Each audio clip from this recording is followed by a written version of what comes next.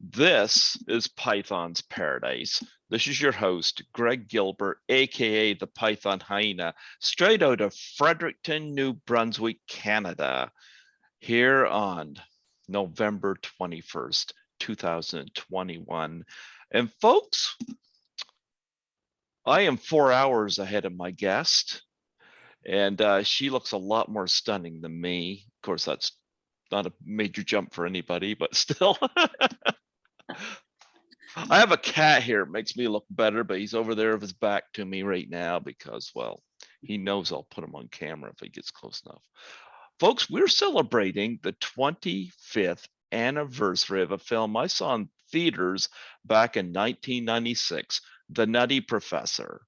And I'm going to be frank, I think this is better than the Jerry Lewis version. But then again, I've got a personal issue with Jerry Lewis, who has claimed that women can't be funny. Well, I have a difference of opinion on that because people like Kate McKinnon, Emma Stone, look, let's even say Lucille Ball. Can you keep a straight face when you watch them? I know I can't. Well, folks, we have one of the gorgeous actresses and models on the show with me today, dressed in her Nutty Professor costume. In the film, of course, she sat in the quote, quote, nice ass section in the restaurant. Nice ass section, yes. I never get to sit there, damn it. I'm sure you're a nice ass too. I'll take the compliment. Folks, I give you the absolutely stunning and beautiful Athena Massey. How do you do, Athena? I'm doing amazing. How are you doing? I pronounced that right, Athena, right? Yes, Athena, as in the Greek goddess, and Massey is spelled. Yes, that's correct. Because when I think Athena, I think of one of my favorite movies from my childhood, Clash of the Titans. And of course, Athena had the owl Boo Boo, you know? And of course, they Bobo on her left shoulder. Yes, and yeah, she has the shield which has Medusa on it because yeah, Athena helped slay Medusa. yep. Yes, I love Greek mythology and Clash of the Titans, as cheesy as it may seem because of the special effects, but that's what was around at the time. That is a great kind of a cult classic film. I love it. You know what? I liked it way better than the remake. The remake was terrible, but I love the original film. I grew up with it. I've had somebody from the Ray Harryhausen Foundation come on here and talk about that film in great lengths with me. And in working with Ray, Ray was major part of my childhood. And without Ray, you wouldn't have Steven Spielberg and George Lucas and James Cameron. And they'll tell you themselves that Ray was one of their big influences. And I love Clash of the Titans, but I remember, she defied Zeus when he says, give Perseus your owl. And she goes, never. Of course, they make the mechanical boo-boo or boobo. I love him. I have to say, I have a thing for owls. I don't know if it's because of my heritage of being named after the goddess of wisdom, but I do love them. So I have several little figurines and just depictions of owls throughout my home. So yeah, definitely. Sounds like my mom, only my mom's got figurines of dolphins. Oh, that's my mom. My mom even tattooed one on her leg for her 45th birthday. But yeah, she loves the dolphins. Now, me, I'm more of a snake person, but I don't own one because snakes can't show the kind of affection that Jeepers Skittles went somewhere. But your cat can? Yeah, well, he knows I'm on camera. I've had this thing where I'll stick him on here if he gets close enough, and I think he's caught on to that. Oh, cute. Yeah, but and actually, I mentioned Leslie Scarborough earlier before we started recording, and she said one of her favorite parts of the interview was when I showed off Skittles. Aw. Well, I want to see Skittles at some point. We'd love to see him. What kind of cat is he? He's a black and white one. Let me see. Gotta You breathe. give me a half a second. This is a small place. You give me a second. Okay.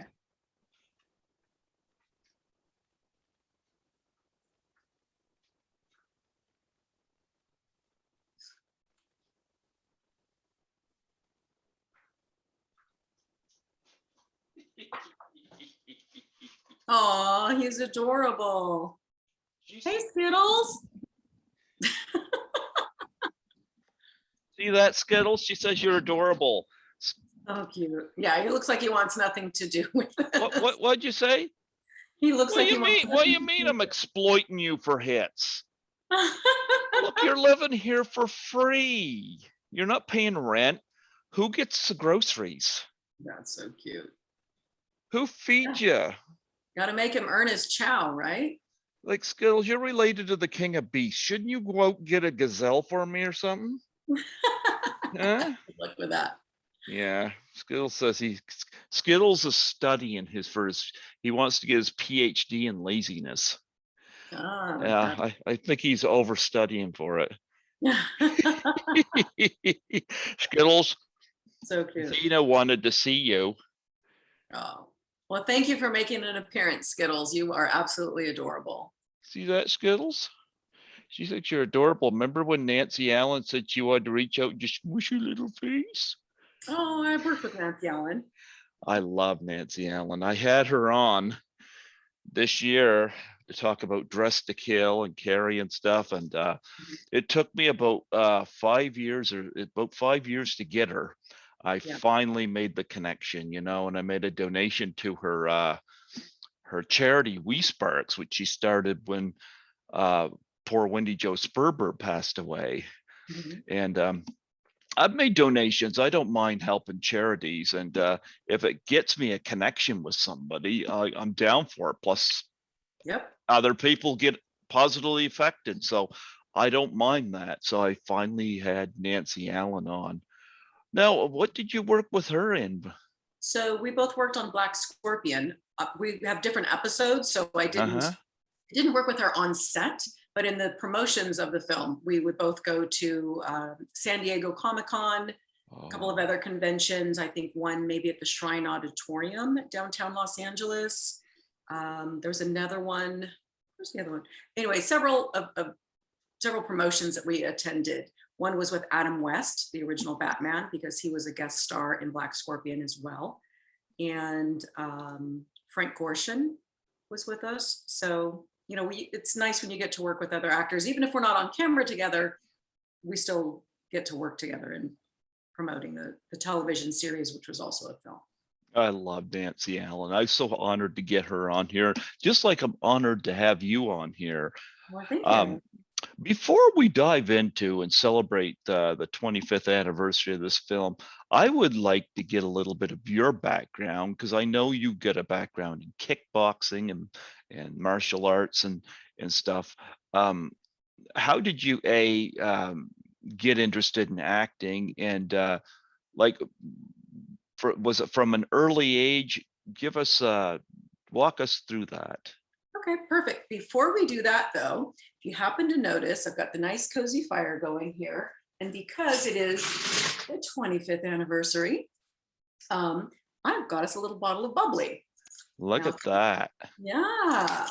And I know this fire is going to start melting the ice. So you mean it's not one of those ones that you see on the televisions? Oh, yeah, the little screensaver or a YouTube video going on. No. All right, let's hope this goes well, because I think I dropped this bottle. Are you gonna pop it? I'm gonna pop it, and normally I would have a little towel with me. Hold on. There you go. Yes. By the way, when you see people in the movies shaking it and letting it explode, that's probably really cheap champagne, because you don't want it to do that. That means you didn't open it properly. Not only that, you don't want it all over the floor. You want to drink it and enjoy it. Right. So I've got these two little champagne flutes, little double hearts. That's for you and I. There you go. Yeah. So I'm going to pour us both a little bit of Schramsberg. Now, I normally drink Veuve Clicquot, but I like Schramsberg as well. If you're ever in Napa Valley. Okay. By the way, this is not a shameless plug for them, but I loved the tour of Schramsberg, actually sparkling wine. I correct myself. You can't call this champagne because it's not from the Champagne region of France. So therefore it is sparkling wine. Well, that's good. Yeah. So, but Schramsberg is a lovely, lovely tour to go to. Okay. Now, this is yours. I won't fill it up too much because otherwise I'd be pretty damn loopy at the end of this. Oh, that could be entertaining on the interview. Yeah, the more I drink, then who knows where this interview is going to go, right? Just think what you could tell people. Exactly. You're only part drunk. I'm the other part drunk. Okay, so here is yours and mine. Ready? Yes, there we go. There, we're celebrating 25 years. Is that it? 25th anniversary of the Nutty Professor. Wow. So maybe, was I like 5 when I did that? I must have been. Yeah, anyways, you're only 39 now. There you guys, math. I actually need a calculator to figure out my age. And seriously, that's not a joke. I don't ever pay attention to that because to me, that number is least of my concern. Your mental age, physical age, emotional age, those are much more important. Or I'm sorry, your metabolic age, that's what I meant. The age that your body thinks it is, that's the most important. I'm 49, but I'll tell you, when I started doing this podcast, and that would have been in 2015, it's really when I started living, because I never thought I'd be doing this. Mm-hmm. Like when I saw the Nutty Professor originally, like if anybody had told me that I was going to be interviewing somebody from, I would have told them they were nuts. I'll give you my background about the film. I find it funny. There you go. So tell me your background. And sorry, I think this lights are very sensitive. My eyes are sensitive to light, and I realize it's just used to making my eyes water. So there you go. Well, you know what? I think this opened the same time as Striptease, but we did not get this at the same time as Striptease. I remember we were late getting this film. At the time, we had a 4-screen cinema up at the Kmart Plaza, which is 1996 was the last year it was open. It got closed down in favor of the 10-screener we currently have at the mall. We used to have a 2-screener across the river that closed in year 2000. And that was where my younger brother and myself saw the Nutty Professor. And we made a massive mistake going into that movie because there was a grocery store and we used to sneak food in. Well, we snuck way too much food into that in our backpacks because I remember, like my brother was saying, boy, I'm getting a stomach ache. It did not help matters whenever it came to the round table scenes in that movie because we could not stop laughing. It was like it was hurting so bad. I laughed so hard I cried during that scene. It was hysterical. To me, that is the highlight of the film, is the dinner table scene, and gotta love Grandma. She is awesome. I like it. I'm going to throw this fork between the crack of your ass. Yes, very, very funny. I think, with the exception of the kid, everybody is Eddie Murphy. Everybody is Eddie Murphy. I don't think there was there? I'm sorry, this was 25 years ago, so I'm trying to remember.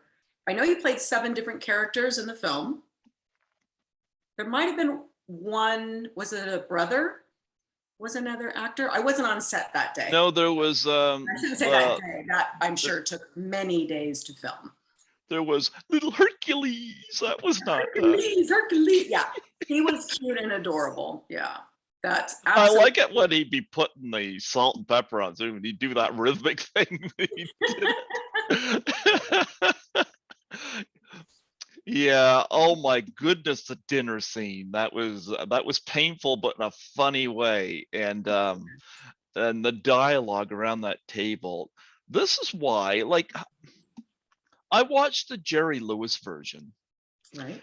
And I don't understand how Jerry Lewis's character became a professor, because it's like, he had stuff falling out of his pockets and making alarm noises and this and that. It's been so long since I've seen it, but I was like, why would somebody hire this guy? He just came off as a dope. Whereas I understand why somebody would hire Sherman Klump. Yes, he's a bit of a klutz, Right. but you can see the brilliance. You can see the professionalism. And of course, you see a guy who's insecure about himself, Right. And of course, at the beginning of the movie, I love it, the scenes with the guinea pigs, and they obviously were getting out and about. But when you first see Eddie Murphy as Sherman Klump, and he's going up the stairs and he's happy he's gotten the top, and then he looks and there's all this chaos around with the guinea pigs, and he made Sherman Klump into a very likable three-dimensional character. And this was something that the original film didn't have, was the whole thing with him being overweight. And it added a whole new layer in dimension to the film. Plus, you like Sherman. You want him to succeed. Yeah, you want him to get the girl. You want him, yeah. Unfortunately, Will Smith got the girl. Very true. Very true. Because he played Hitch. Yeah, very true. But and of course, you're sitting at the table in a restaurant, like is this the nice ass section or what? Eddie in that red suit, was like, where do you get that stuff, huh? He was pimp. Oh my goodness. And when he gets there, he's down on his knees, doing all the begging thing to Jada Pinkett, and repeating a lot of lines that John Belushi said to Carrie Fisher and the Blues Brothers, except that she was getting ready to shoot John. Yeah. Yeah. But I love this film, and of course you get to play one of the three girls. I noticed, yes, you're wearing the outfit and the necklace. Yes.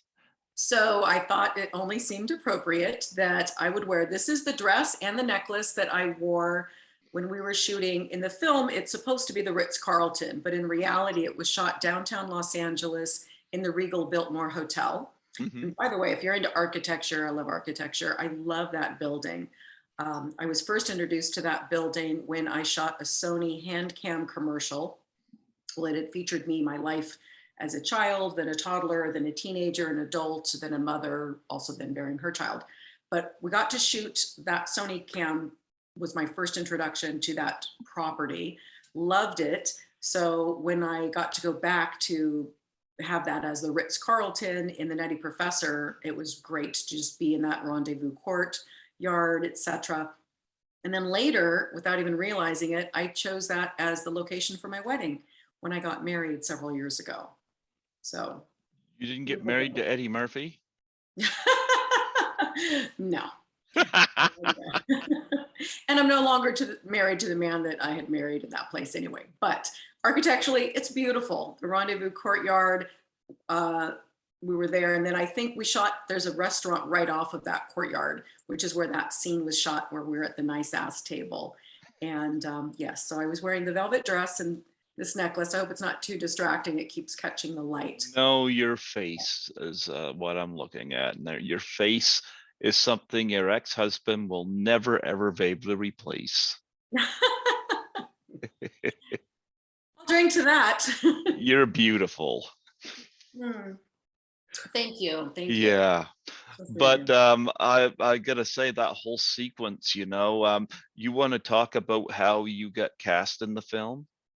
Sure. Yeah. So I was busy doing lots of work. I actually don't believe I even auditioned for the film. The producers had offered that to me. and it said, I remember my agent calling me saying the producers want you to go in to be a love interest of Eddie Murphy. I was like, what? Said, yeah, he told me about it. And I said, remake of, the Nutty Professor. I thought, sure, let's see what kind of spin Eddie's going to put on this. Thought it would sound interesting.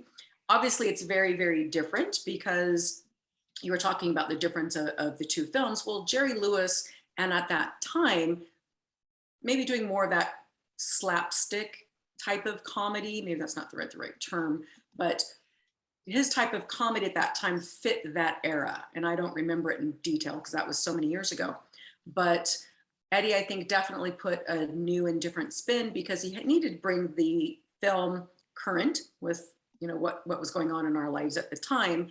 And then he had been exploring taking on all these different characters. So it was really great to see how he had so many different characters in this, and especially, oh God, what's the exercise guy's name that he did? Oh, Richard Simmons. Thank you. Yes, Richard Simmons. Because I kept thinking, wait a minute, where's the other actor that he was, or the other character that he was playing? And I didn't even recognize that was Eddie the first time I saw the film. I'm like, holy crap! I'm like, that was Eddie too. Damn, did a good job. Did a really good job.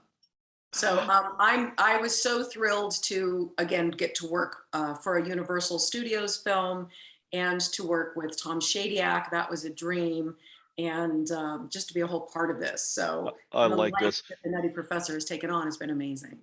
You'll be just like this bag, empty inside. I love it when it starts out too. You hear the Macho Man theme there, and he pops up, and he starts singing this, and go, I'm a pony, I'm a pony, I'm a pony, But I love it when it just shows the girth of the Nutty Professor, just his midsection walk by the camera, and you never see his face. You see him with the bow tie and this and that. Opens the fridge, and of course you got the pig thing there making the noise, and he don't care. He reaches and grabs something.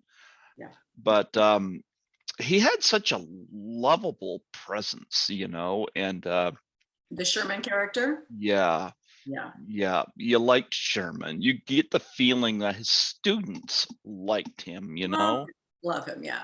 Yeah. And but anyway, you get cast and you're in that sequence. You get two other females there, and of course the late James Coburn there as well. Do you have any memories of him?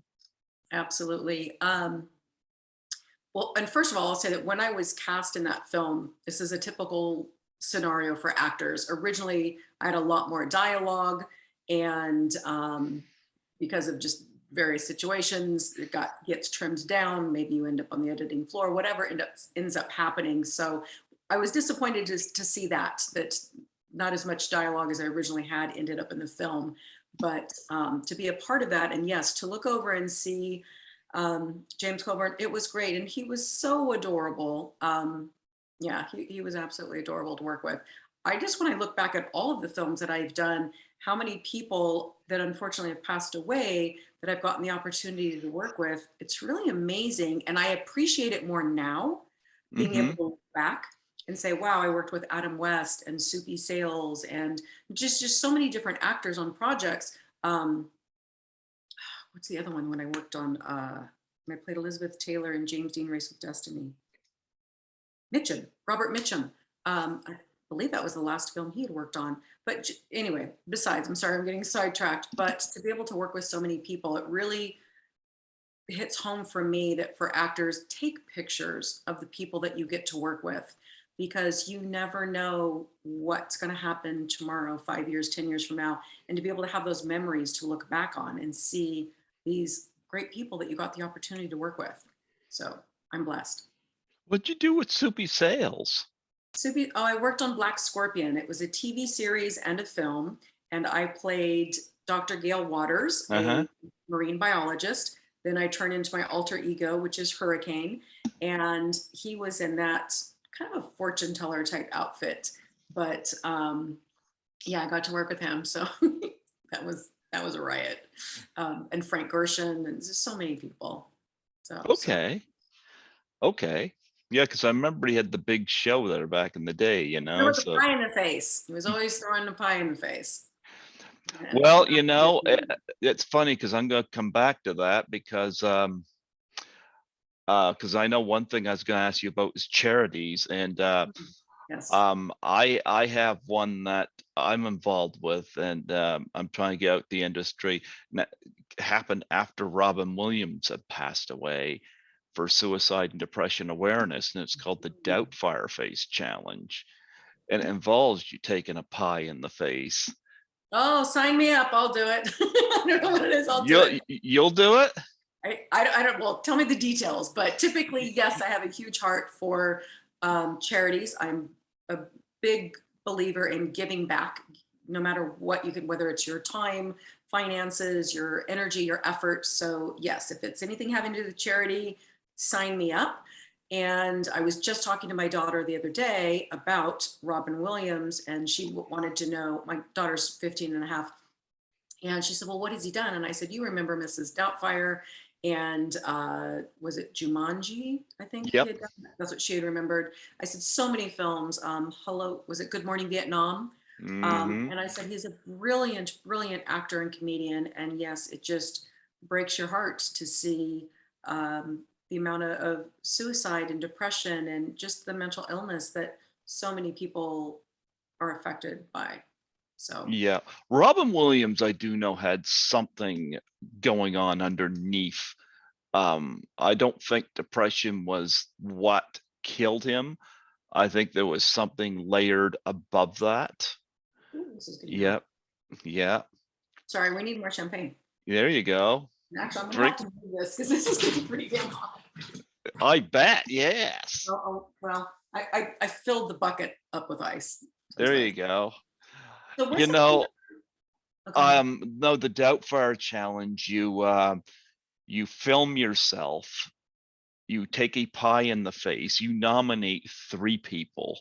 And I'm trying to Okay. get the industry involved. It's funny because I was at work last night and I had heard from 4 people after having a drought. I was starting to think, is this not working? I've had a few people do it that I've interviewed, Okay. you know. But last night I heard from like 4 people, including Felissa Rose from Sleepaway Camp, who was at an a convention and she shot this video at her hotel. She didn't do it then, but she was letting me know she was going to, and she mentioned 3 people from the horror industry that Okay. she was going to be nominating, and she was going to do it with them, which is why she didn't do it there. Oh, okay. And I'm like, oh my goodness, this is going to be great, you Right. know. And I was like, wow. And I heard from a woman that was in The Nanny, Nicole Tom. She's out on a business trip right now, but I'm to reach out to her later. And I'm like, absolutely. And I heard from a couple other people, and um, I'm like, wow. I was like, Okay, well, my great. wheels are already turning. I'm already thinking of other actor friends that I can reach out to. So tell me the details. So you want us to videotape ourselves getting a pie in the face, and this Well, is to help bring awareness. yep, for suicide and depression awareness, called the Doubtfire Face Challenge. The And Doubtfire Face Challenge. Okay. yeah, and you take a pie in the face and you nominate 3 people. And if you want to put a suicide hotline number on the screen, you can. I don't know how to do that. I've done the Doubtfire Challenge twice. I'm not very tech savvy, so I don't know how to do that. Okay. But and when you do the video, if you want to, when you say your name, you want to say, you were in the Nutty Professor and the other things you were in, and yeah, that basically like that. I've had people be pretty creative. Felissa Rose accepted because I met her at Frightmare in the Falls, and I showed her the video where Sandy Johnson did the challenge. Sandy Johnson was the first victim in the original Halloween, Mhm. you know, Michael Myers' sister, and she Right. did it. And I showed, because she nominated Felissa, I showed it to Felissa. Felissa was like, I love Sandy. Yeah. But when Sandy did it, her husband was dressed up as Michael Myers. Ah, great. And, you know, he kind of like puts the knife down and decides to replace the knife with a pie. Oh, that's great. You Love it. know, I done it with, well, I didn't do it with, but Nancy McLaughlin, who was in Friday the 13th, Part 6, Jason Lives. Right? She did it in front of props from the movie, you know. Hmm. And like there's people that do some creative. I did it with Lisa Langlois from class of 1984, who invited me to my first con. And we did it in Toronto.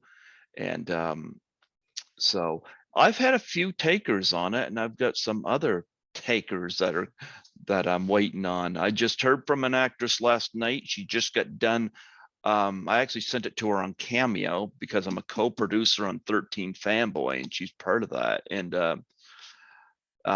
she wants me to resend the Cameo to her in a few weeks, because she said she just got done a spinal surgery and she wants to kind of wait. And I'm like, I had no idea, but yeah, I'll reschedule and send it back to her. Yeah, you Very know, but understandable. yeah, like and I thought that was pretty cool. So but I guess she hadn't put it out there that she had that, so she asked me to let people know online. So I said, sure. So I got all that last night, and I was like, that's pretty darn cool. So here's what I generally do, though. When people do the Doubtfire challenge, is I give to the charity of their choice Hmm. in return to show my appreciation. So what charity is big with you that I can make a Mm, contribution to for your Doubtfire challenge? okay. I would say Children's Hospital Miracle Network. Okay. I have two daughters. One Mhm. is 15 and a half, the other is 18. Both of my children, when they were much younger, one at birth and one at 2.5, had the beginning of special needs. And I won't go into them now, respect and privacy for my children. At Mhm. some later date, I will discuss it if and when they tell me it's okay. But I never knew that Children's Hospital even existed before I became a mother. And I've spent many, many hours, months, and yeah, hours, days, and months in Children's Hospital. And I am so incredibly grateful for all of the work that they do. And both of my children are considered miracle children and a part of the Miracle Network. So I have helped raise hundreds of thousands of dollars, and there's even a plaque with my children's name in the emergency ward of Children's Hospital in Los Angeles. Oh, So, nice. yeah, my heart is huge for CHLA. Okay, let me write that down. What's that called again? It's called Children's Miracle Network. Children's. Is that an apostrophe S or just an S on the end of children's? I believe it's just an S. Okay, children's Actually, no, miracle. it's apostrophe S. Okay, children's Miracle miracle Network. miracle network. Okay, I'll make a donation. Well, thank you so much. Yep. I've done this with guests before because I realize you're taking time out. Um, I've had one or two guests kind of screw me on that. I'm not saying you are, but I've had where I've donated to charity and them not come through. And No, yeah, that has happened. no, But I'm more than happy to take a pie in the face. I'll have to figure out what kind of pie I want. I sure. guess he always did just whipped cream. I'm not sure. Well, I've had a guest tell me, she said that, or he said that it took him less than $5 just to get a paper plate and whipped cream. He says he doesn't understand what the big deal is. He said if that Yeah, people can't do that, you know. So yeah, I agree. It could be the little aluminum tin, and yeah. yep. Um, no, and I've got so many people going on in my head of who I would nominate. So yeah, Oh, absolutely. perfect. People in Happy the to send- industry. Yeah, yeah, yeah, Oh, absolutely. perfect, perfect. That's who you want, right? Yep. Of Well, course. that's No, what I'm already that's thinking, okay, I've worked with David Shokachi from Baywatch, Garrett Wang from Star Trek Voyager. Like there's so many names already going through my head. So yeah, well, yeah, and you tell them to nominate 3 people too when you of do course. it that way. Yeah, because the like my dad's got ALS, so when the ice bucket challenge, I don't think anybody, including myself, even knew what ALS was, and but it's just like, wow, everybody's getting involved and this is helping a cause. I'm like, Yeah. just think of what could happen with even um, any charity if people did stuff like this every year. Yep.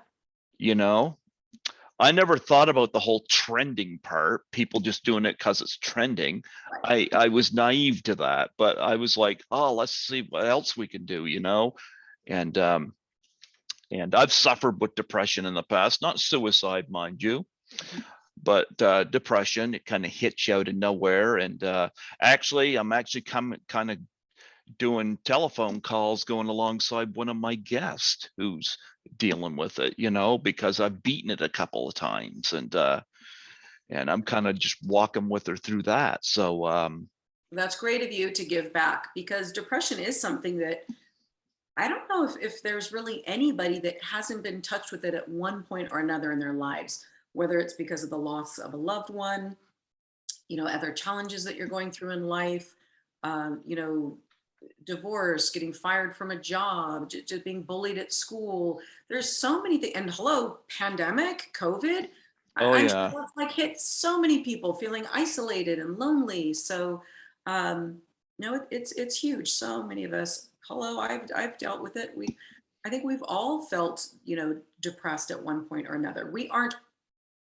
I would just say this though, to not say I am depressed because I am is such a powerful statement, and you are not depressed. You're experiencing that emotion. Hmm. That's very different. Don't say I am because that's claiming that that's you. Don't go there. You've experienced anger, you've experienced fear, you've experienced happiness, you've experienced joy. It's just another emotion that you're experiencing, Hmm. but definitely getting some help along the way and love and support is so, so, so important. So thank you for nominating me, even though you didn't get a pie in the face, but thank you for Oh, nominating me. I've done More it than happy. twice. I've done it twice. So Okay, good, yeah, good. I wouldn't throw this out to people if I hadn't done it. I did it once with a friend of mine, and I did it once in Toronto with Lisa Langlois from Okay. class of 1984. So she didn't take one in the face whenever I did it with her. She did that with her son, and her son gave her the pie in the face. But So pie in I the face, thought, thank you. I'd much rather do that than the ice water challenge or whatever the hell that one was. yeah. The Have ice you water. ever taken a pie in the face before? I haven't. Well, no, you know what I have because Hmm. I've been, gotten into food fights and that. Yeah, actually, I have. I can remember some pictures right now of like sour, what is it, whipped cream and strawberries and whatnot all over my hair. So you definitely have to shower after that.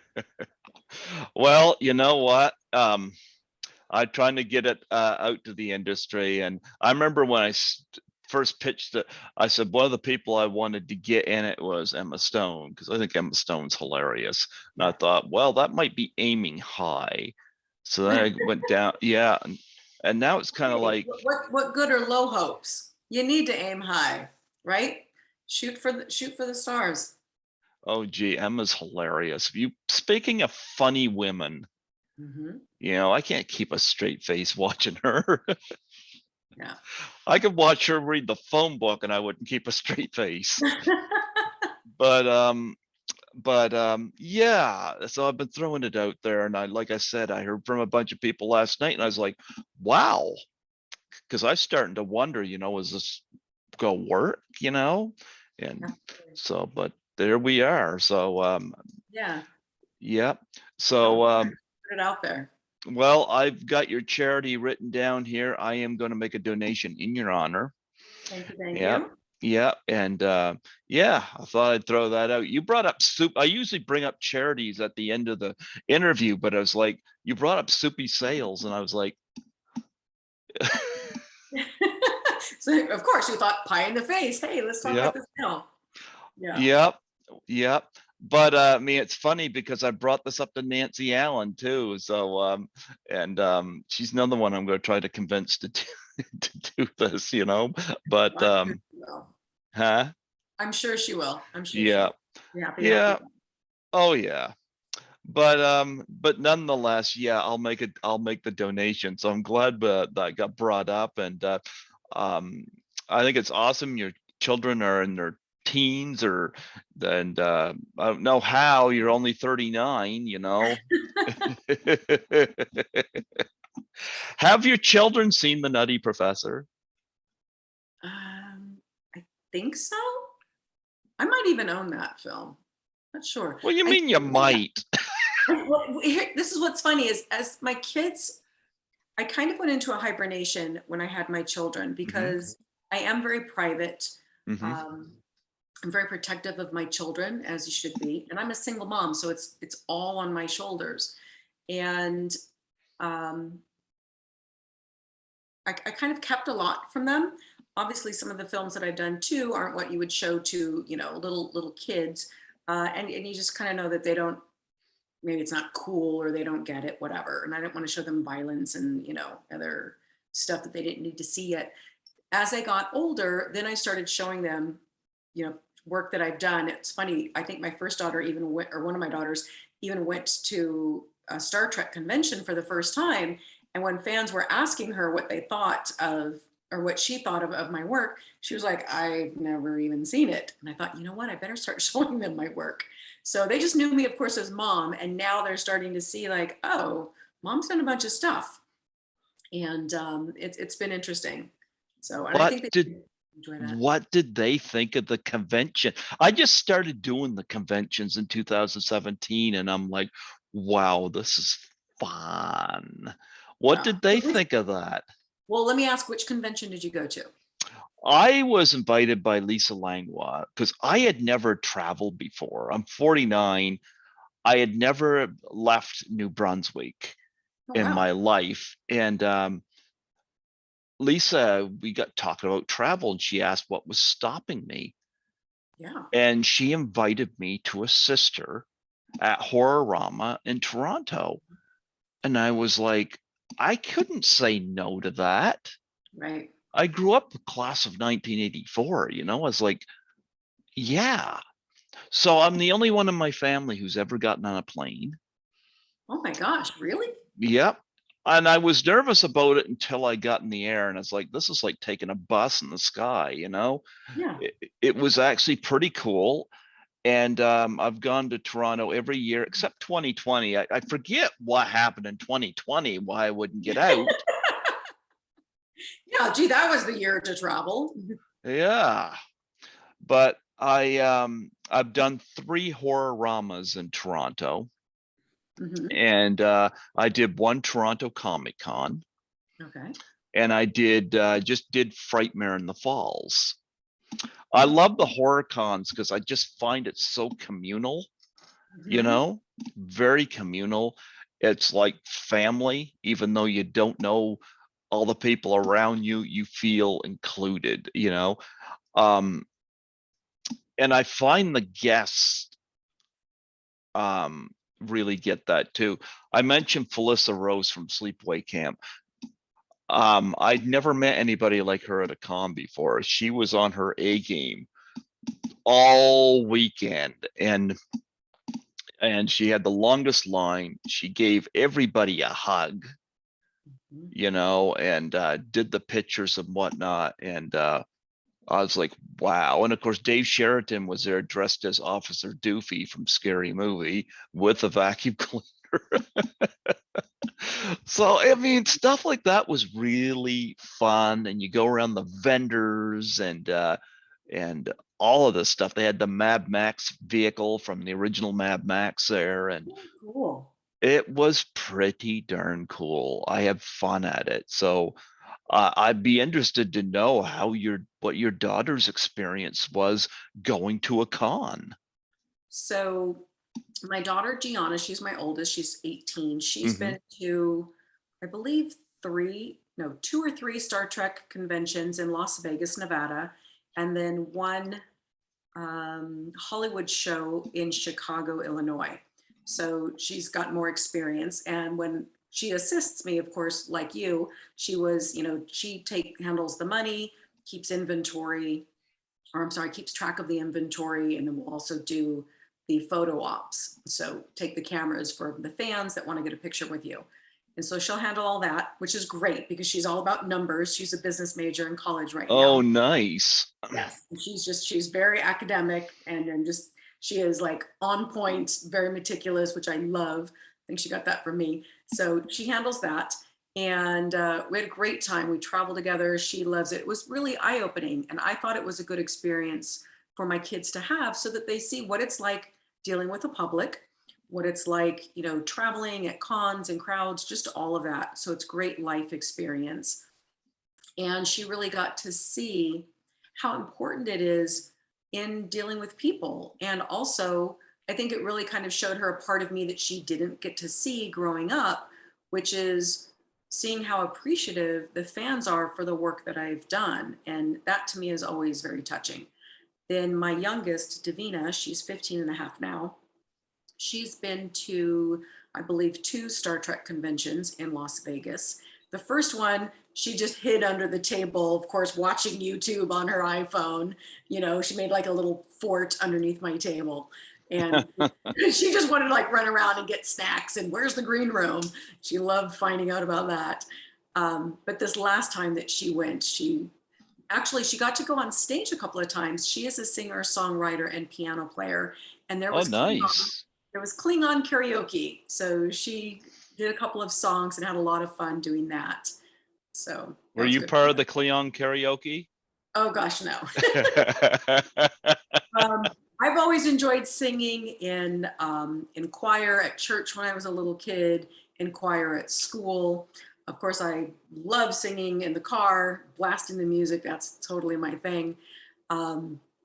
But even last week, I just had my very first voiceover lesson, not voiceover lesson, I'm sorry, lesson with a voice coach, which is long overdue because as an actor, with the amount of voiceover work that I've done, and of course, just voice being a part of your tool, I'm finally getting training.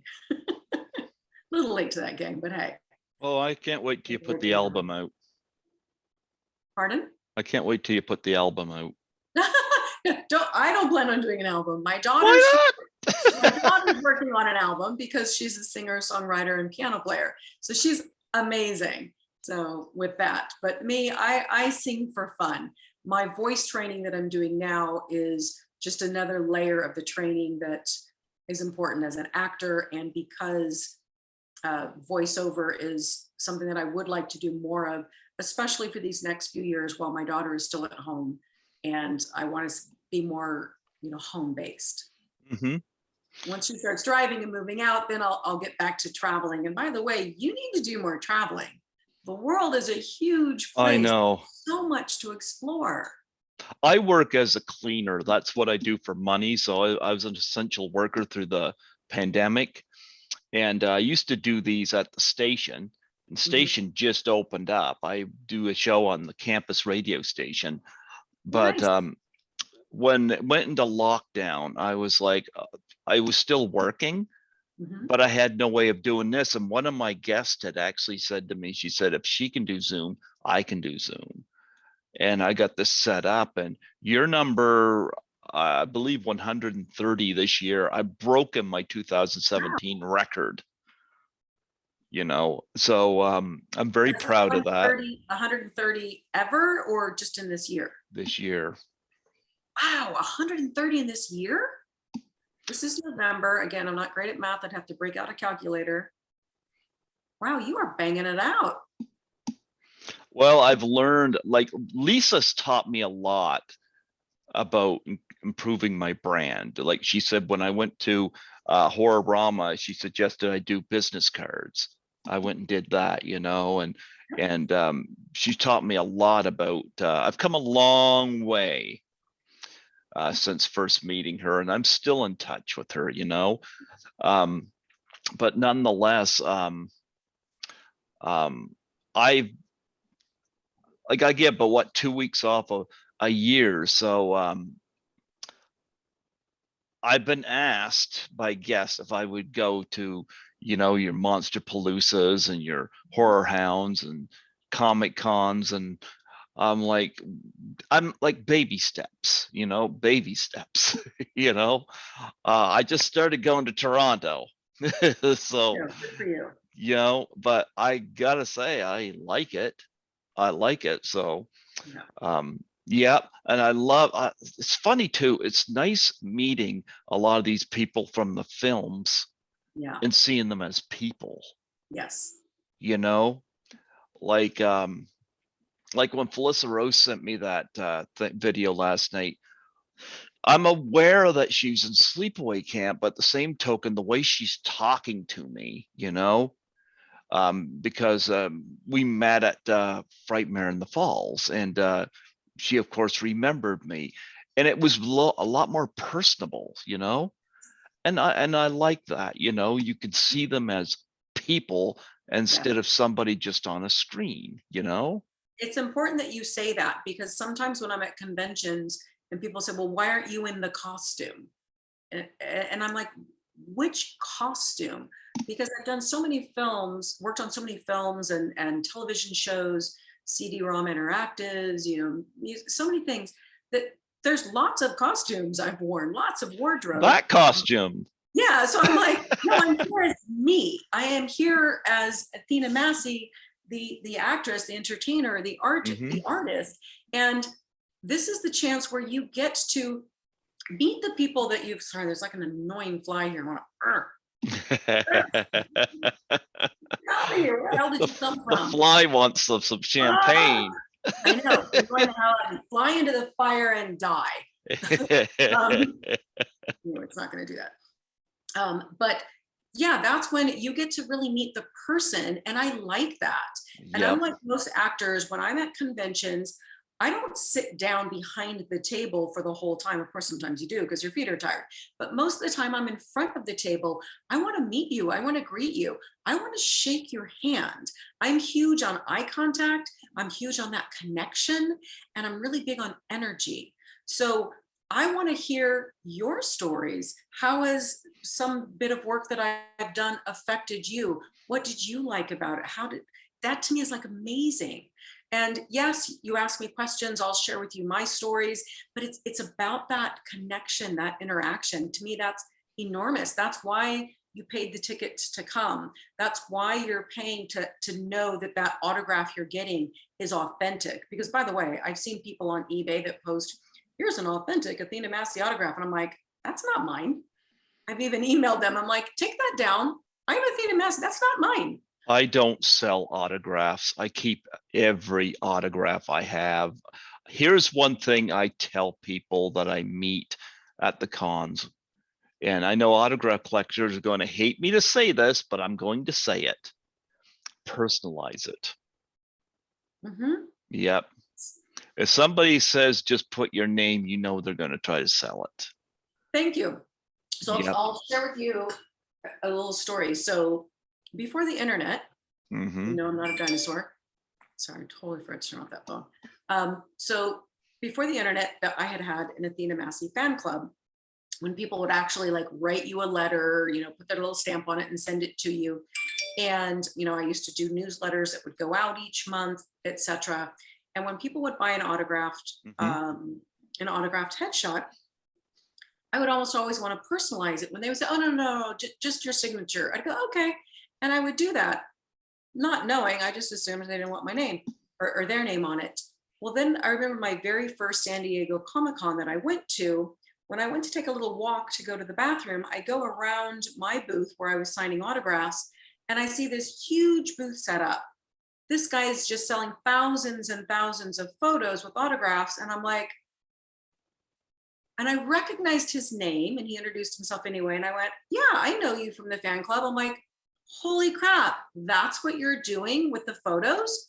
So he would buy a photo, never want it personalized, and then he was making copies of it and selling, like, so I would sign one, well, he would do like, I don't know, 100, however many copies of it, and now sell them. And I just went, seriously, I was pissed. I don't blame you. And in addition to that, what happens is I remember the first few times I would get a letter where someone would share their sob story. You know, and I don't mean this in a bad way, so please hear me out. They would share the story of, hi, I'm so-and-so. I'm a big fan of yours. I love fill in the blank job that you worked on. I am, and they would say, I'm deaf, I'm in a wheelchair, I'm this, I'm that, da da da da da da. And my heart would go out for them. I would send them stuff. Keep in mind, I'm paying for the photo, I'm paying for the postage, I'm paying for the envelope, and I'm paying for my time, which I can never get back because my heart, right? I'd send that out. Then I find out later, people just do this and send them out to freaking fly to thousands of people just to get all these autographs so they can then turn around and sell them. So I am pissed now. That fly is your fan. There's my stun gun. No. So to me, it's like you always get that. There's that one bad apple that ruins it for the rest of the bunch. But now I'm sorry for people that really are homebound and really are in a situation where they can't attend a convention or something to get the autograph of that person that they would like to. The other people have ruined it for that person or for those people. And that pisses me off. But so now, unfortunately, no, you actors can't, we can't. I'll tell you what, because so many of them are BS. I'll buy an autograph picture from you. I mean, you're stunning.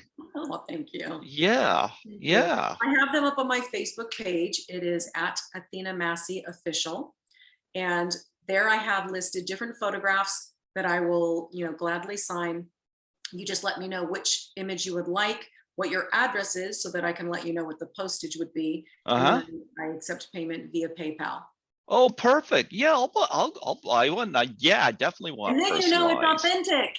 You know that I signed it. It's not, somebody else that forged my signature and then put it on eBay. Well, there's something nice about somebody signing my name on something, it's very, very nice, and so that's what I always tell people, because there's actors out there right now who won't sign autographs because people are selling, and I'm like, it ruins things for those of us who don't. And like I said, I got my first autograph, I think it was in the early 90s. I wrote to Andrea Barber, who played Kimmy Gibbler in Full House. I still have those autographs. Oh, that's awesome. I still got them. I wrote her 2 or 3 times, I still have those pictures, and so I in a binder. Do you have a binder where you have? No, actually, I got them. They're in this like duffel bag thing, Right.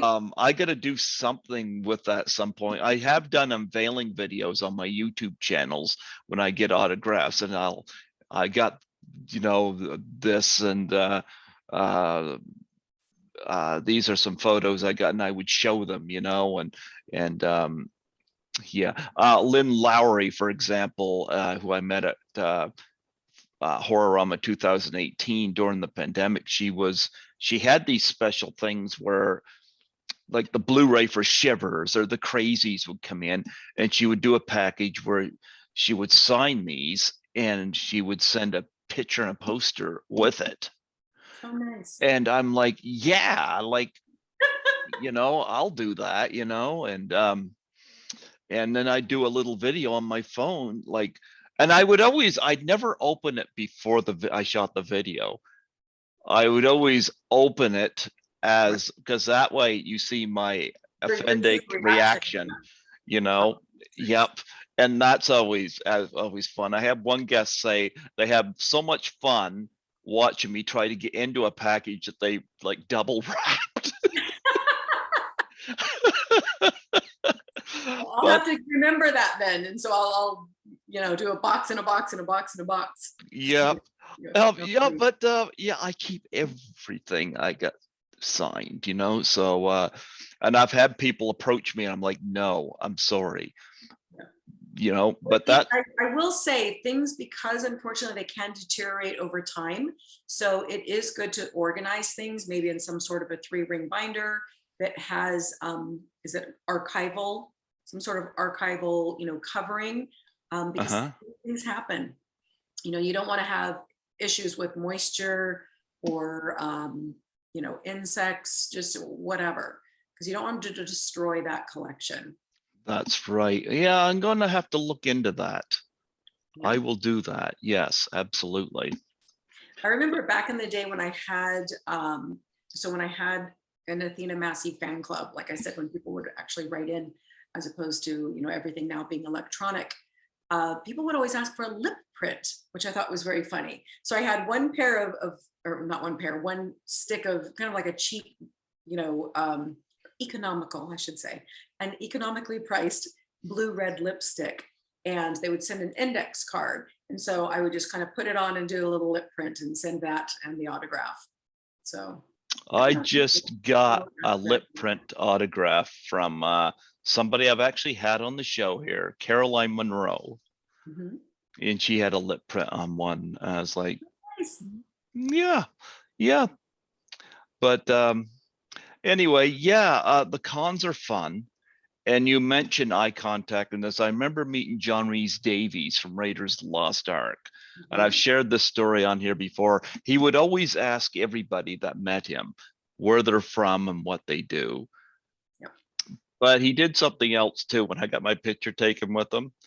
He Uh-huh. had his arm around me and he went like this into my side to get me to react.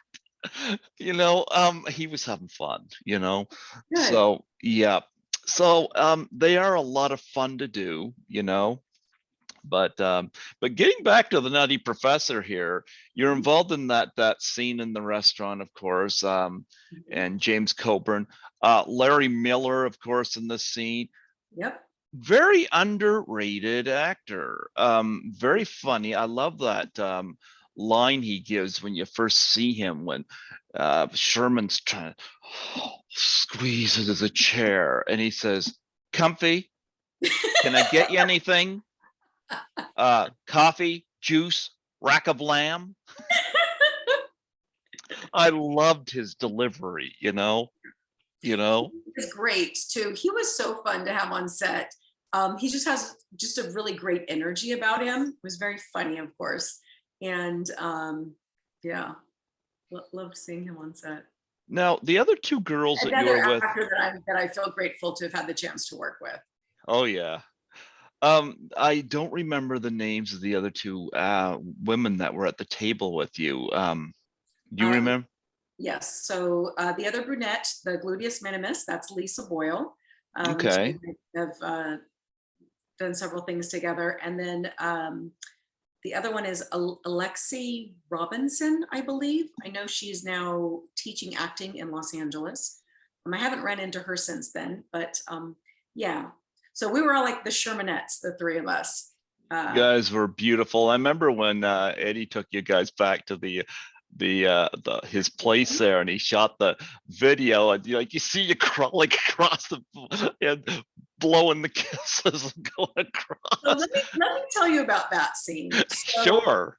okay, so first of all, when Eddie is Sherman, or any of Hmm. the characters really, but when he's Sherman, because of that fat suit and the amount of, I can't remember how many hours it would take with, the special effects makeup and the fat suit and the hands that he puts on and everything. So he is so hot and sweaty. So when we are in the scene where we're back in his house and in front of the fireplace, right? Like throwing all the diet food in there and jumping like the roof is on fire when we're doing all that. So when he's in the fat suit, well, and that he was in skinny, but when he's in the fat suit, he is so hot and sweaty. So they on set, they have these big, huge AC vents, the aluminum foil metal looking tubes that you see, just blasting and pumping in the cold air. So the funny thing is, as an actor, when you look around at the crew, who everyone that's behind camera, they're all like, they've got hats and little gloves and scarves, and they're bundled up. And they're like this shivering, right? Trying to stay warm. As Eddie comes walking in his suit, and he's just like, right, all hot and sweaty. So he's trying to be cool while they're all trying to stay warm. And then then I'm like, wait a minute, I'm supposed to just be in a bra and panties? Like, I'm gonna freeze my ass off. So I'd have the robe on like this, just waiting until they would say, okay, and right before, they call action, I'd have to drop that. But the dichotomy, is that the right word? Of, him being so hot and sweaty and everyone else being freezing cold, that was just part of the set. So it really made for the filming to go quite slow, because him getting into each character and trying to be as comfortable as possible in those characters, what it did to everyone else, it just kind of made this, I don't know, this very challenging situation on set, I should say. Yeah, and you guys were responsible for a noise complaint.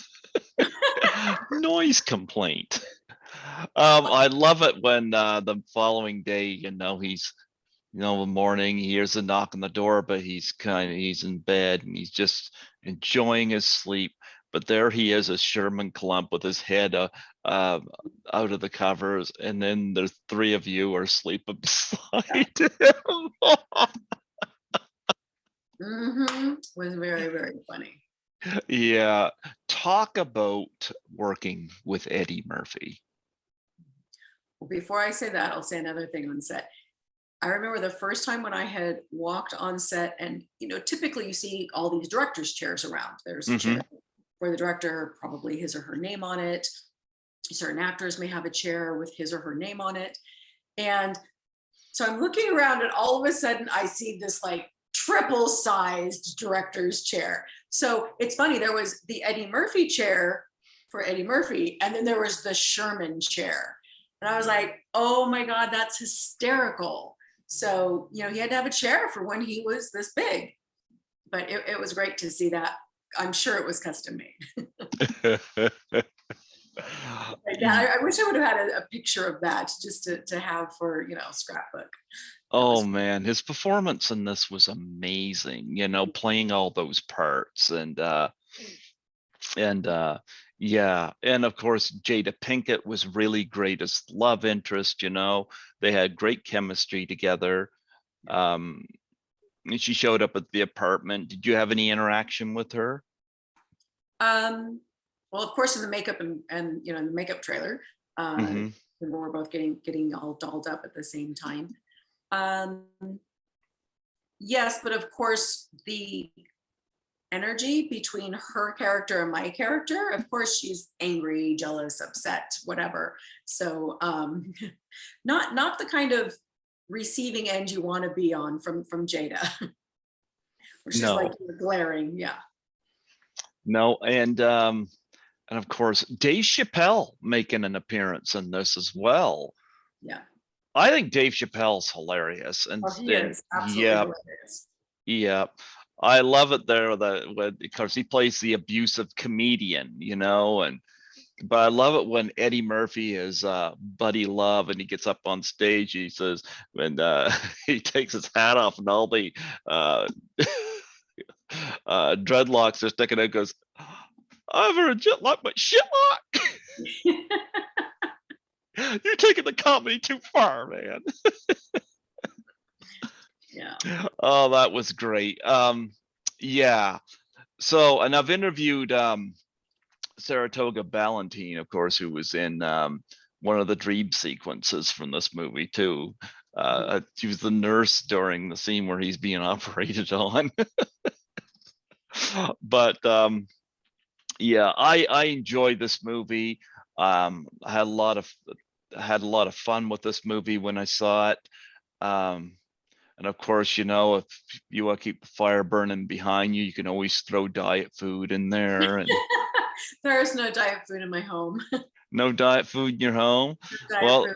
I prefer just organic, whole food, plant-based, good food. If it comes from the earth, that's what I like. There you go. I'm a pineapple on pizza kind of guy. Are you a pineapple? Oh, no, really? No. I love pineapple on my pizza. Like you, I love pineapple and I love pizza, but no, those two don't go together. Oh, yes, they do. I don't know. For me, they don't. But I gotta look at the other questions I had lined up to ask you here. And again, I got to go back to the question. We never did get this clarified, your background in getting into acting. Oh, we didn't. Oh my gosh, wasn't that like the first question? Yep, that's okay. This has been great. I I like need it. to start this whole darn thing all over again. No, this has been great. I love it. Oh, thank you. Yeah. How did I get involved? Well, let's see. First, I started modeling at the age of, I don't know, maybe 17. I had Hmm. seen a friend's pictures and thought, wow, that's amazing. I want photos like that. So maybe I was 14. Um, oh no, actually, it all started with voiceover. I started doing radio commercials as maybe a 14 or 15-year-old kid.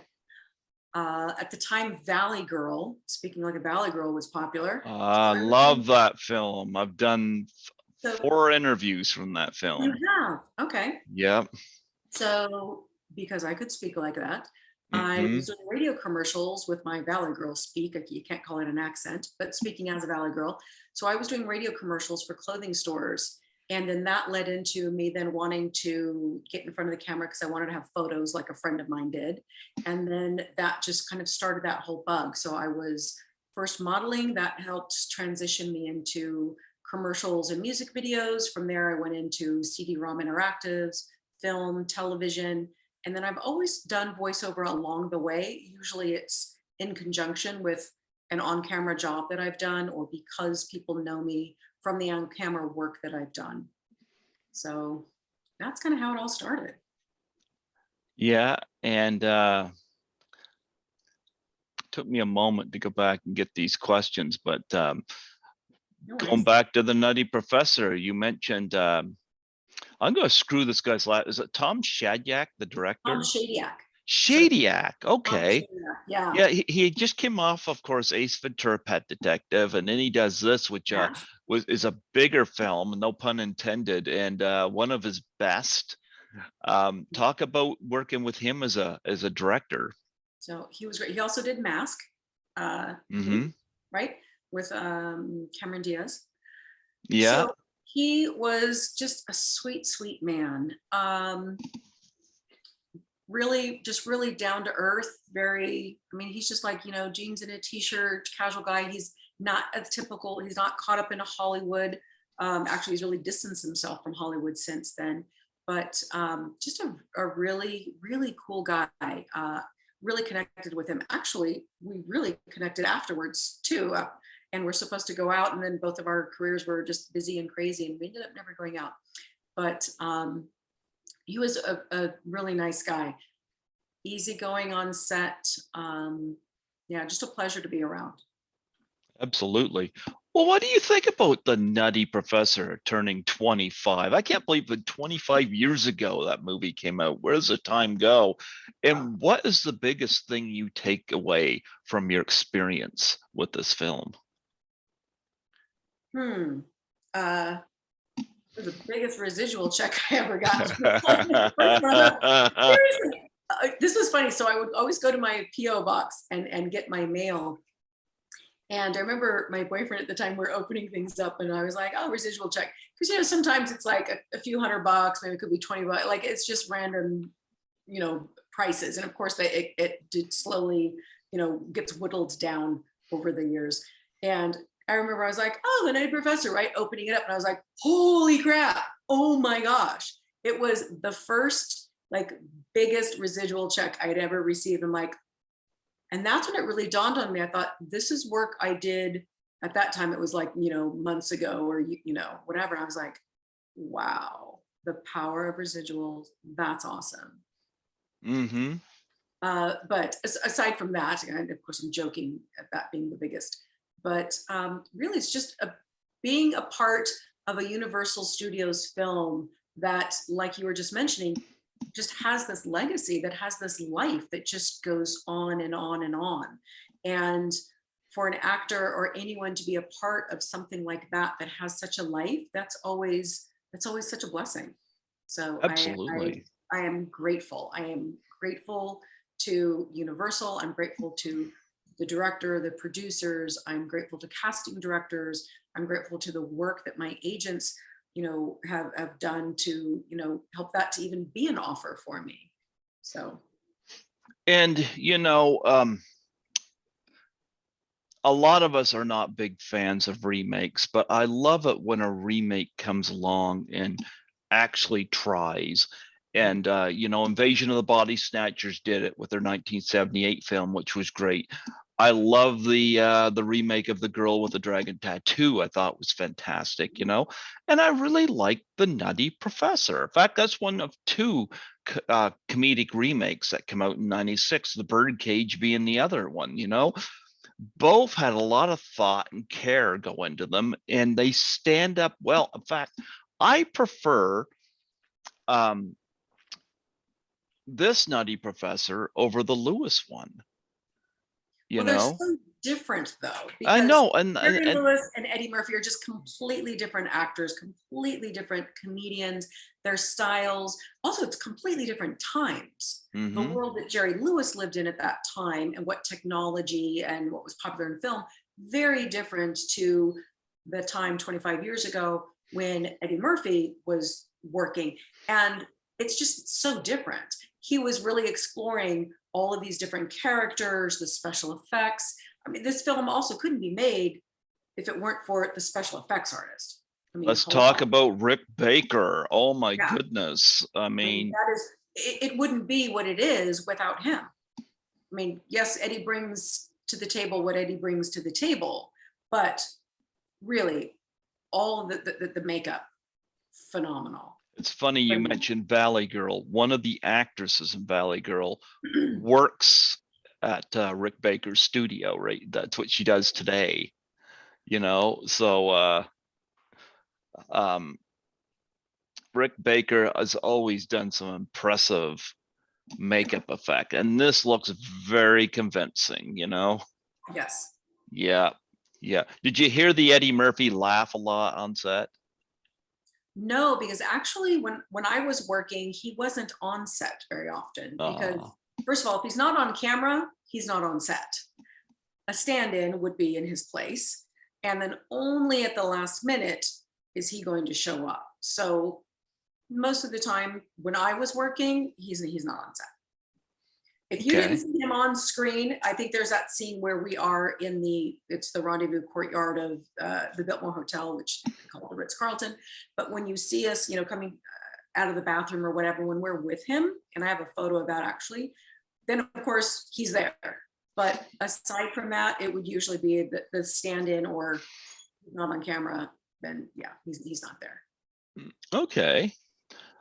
Well, you would also, again, I'm going back to this email here so I could see these questions, but of course we have mentioned that prior to recording, you worked on Poison Ivy, a new seduction, and of course I know I asked you about working with Jamie Presley, but of course you did not actually work with her in that because your sequences were apart, but you did say you had some stories about working on this film. Yes. So Yes. Poison Ivy, the new seduction. Drew Barrymore was in the original. Mm-hmm. And then I forget if this was number 2 or 3 in the sequence.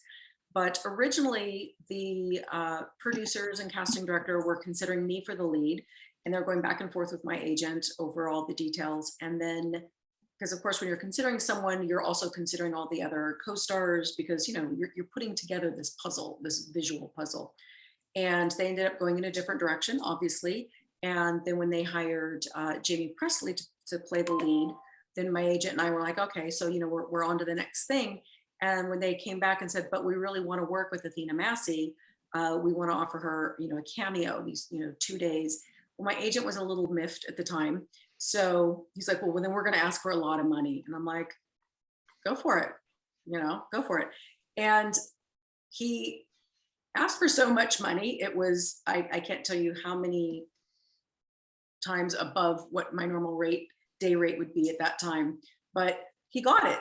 And I was like, wow, awesome. So, biggest day rate I have ever had, thanks to that. And loved coming onto that set. Of course, I saw Jamie Presley, but none of our scenes were together because of just our different characters. They'd never crossed paths.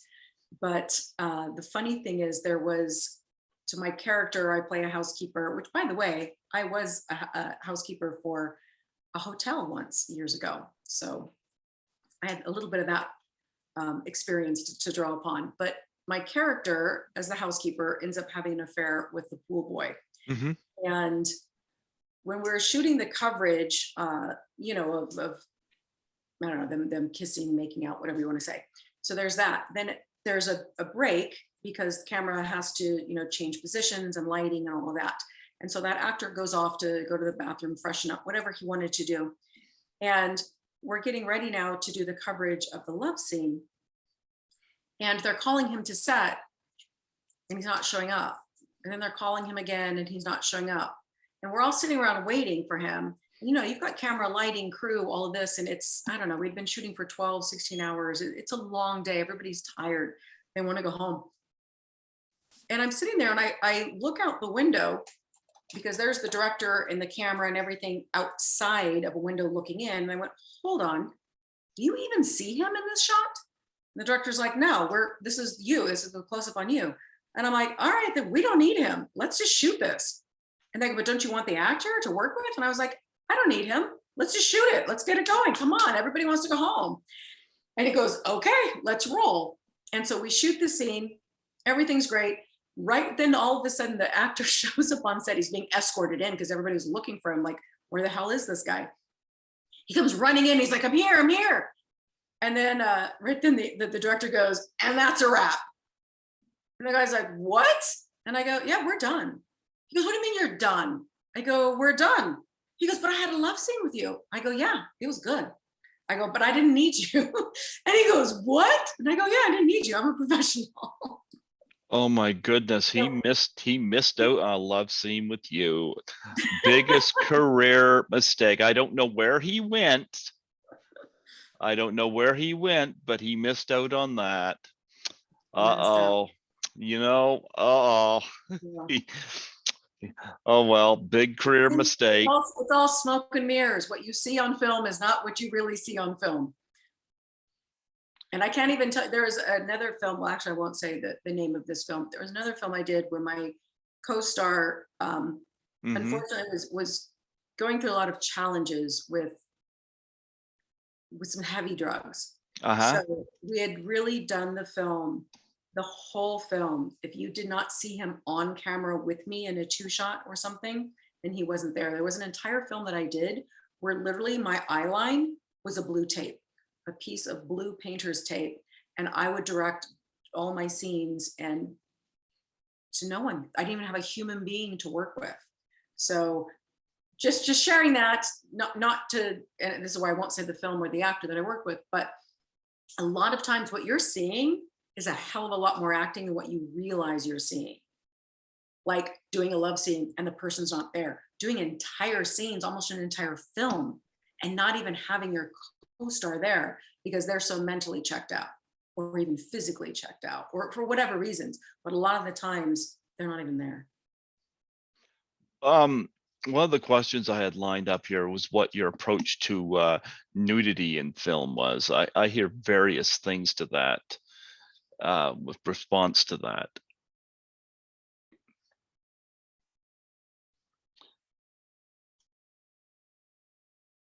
Okay, folks, we had a little bit of a stumbling block there, Yeah,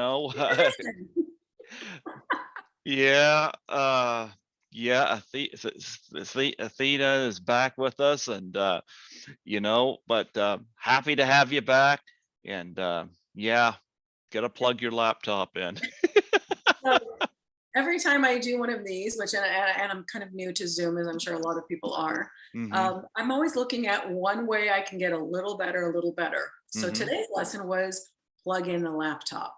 I thought it was enough to just charge it last night, but apparently it used up all the juice. So sorry about that brief intermission. Yes. But yeah, we're still celebrating the 25th anniversary of the Nutty Professor there. You got the champagne out. But I know before that interruption, I was asking what your approach was to nudity in film, and I hear various answers to that. But is it uncomfortable, or is it? It is. I prefer when the crew keeps their clothes on because I just really don't want to see all the crew naked. I mean, once in a while, there's maybe somebody in there. No. There you go.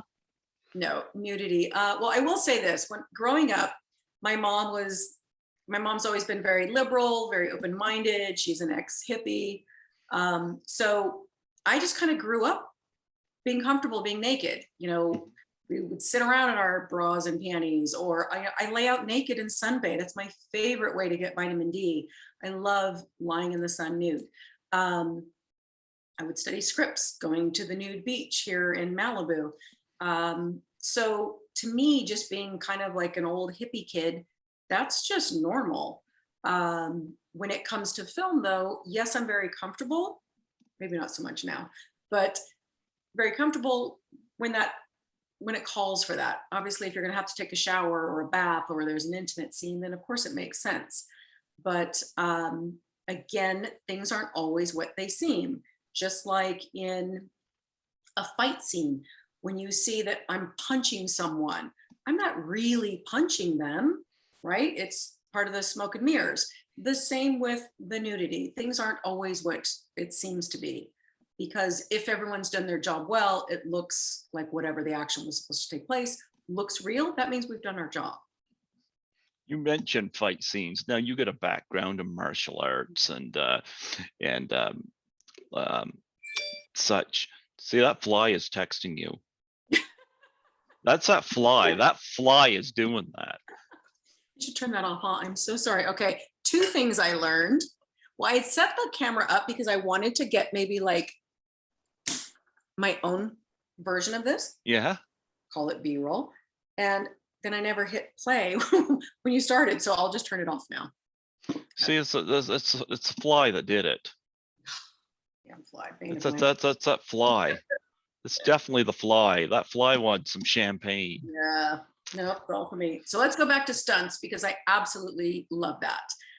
My career in stunts, well, I wouldn't say career in stunts, but my love for stunts started when I was cast to play the lead role in Virtual Combat, which is a martial arts film. I co-star in that with Don the Dragon Wilson, the world champion kickboxer, and just lovely, lovely man. And they were auditioning fighters, but found they couldn't act. And then they would audition the actors, but found they couldn't fight. So they're trying to find this combination of, what's a lead female that can do both. And when they had auditioned me, they were seeing actors. They said, well, do you have any martial arts experience? And I said, well, no, I don't, but I am athletic and I'm a really fast learner.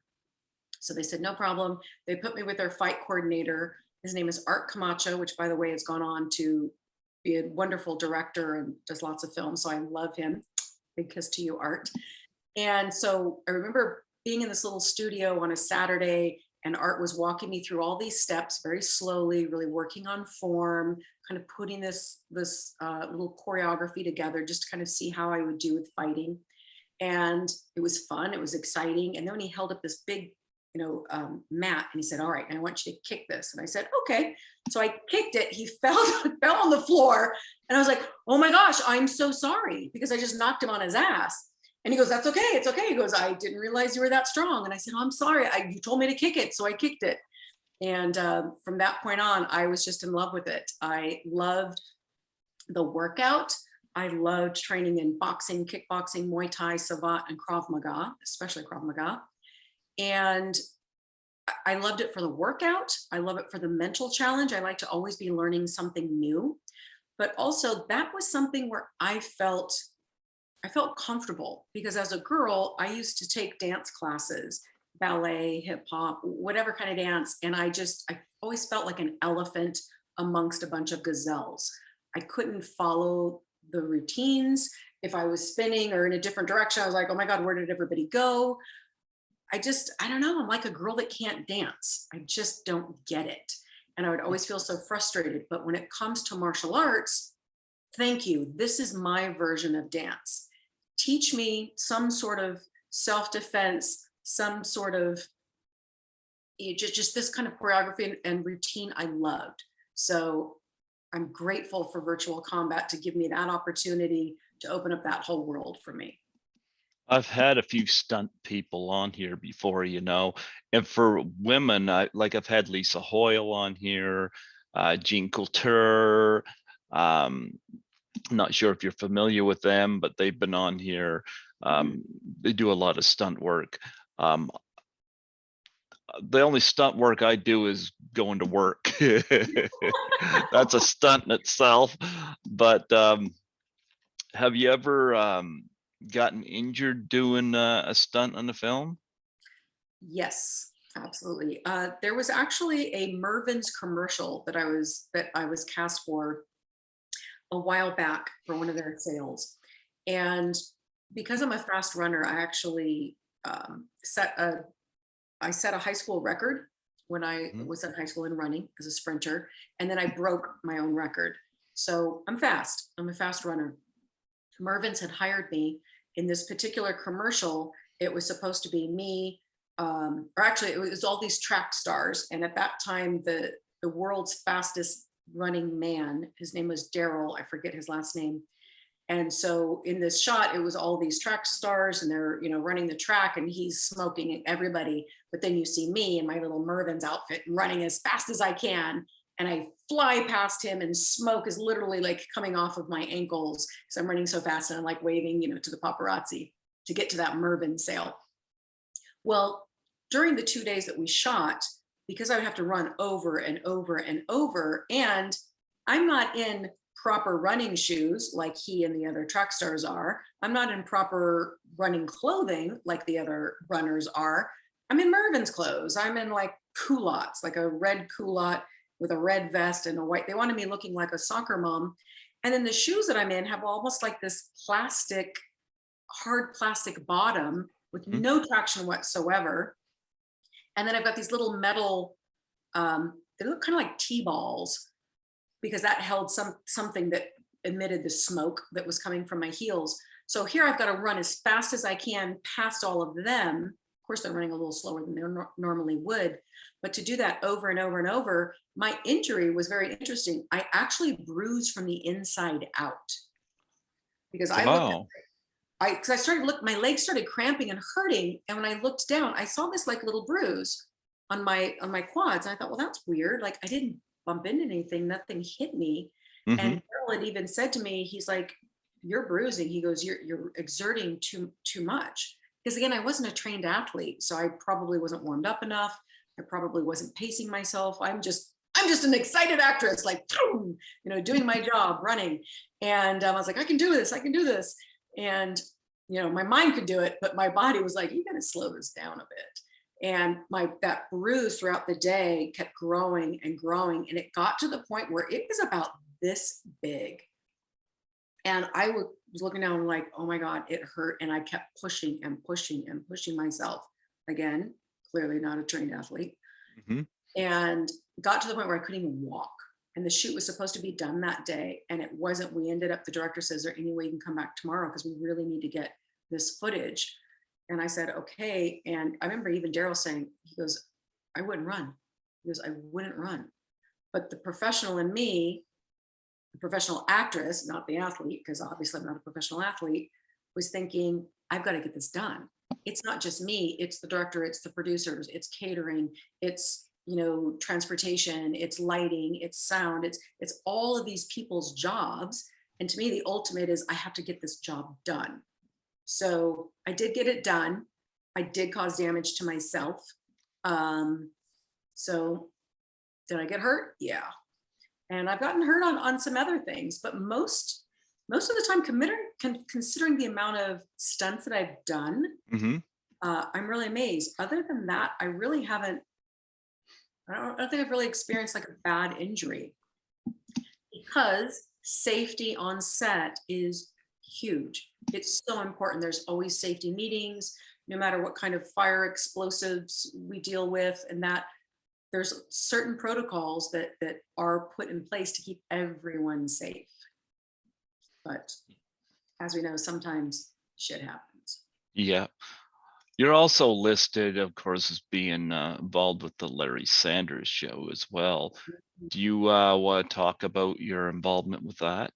Yes, and thank you. Like people Yeah. kept bringing that up. That was awesome. So first of all, hello, funny ass show. Hmm. Uh, Loved that. And so I remember when I got called in for that, or when I got called back to producers, I was Hmm. excited. We're always excited to go back to producers. And a lot of the times when you go in, it's intimidating because you've got all these people lined up, whether it's at a table or whatever, and you don't know who's who. You know that there's probably, a casting director, a reader, maybe there's a director, maybe there's, one, two, three producers. Like you don't know who all these people are. You just see like a whole bunch of faces and you. And a lot of times actors get very nervous, we get caught in our head, all that. In this particular case, the casting director,